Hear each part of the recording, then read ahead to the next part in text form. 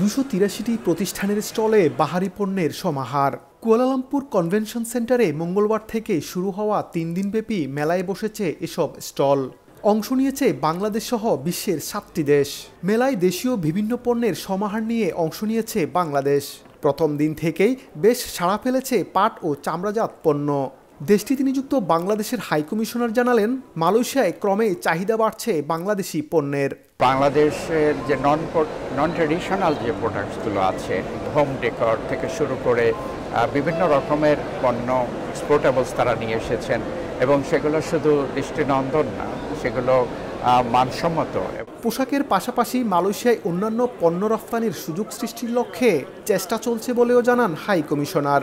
মেলার শুরুর দিন থেকেই বাংলাদেশি স্টলগুলোতে বিদেশি ব্যবসায়ী সহ দর্শনার্থীদের ভিড় ছিল চোখে পড়ার মতো।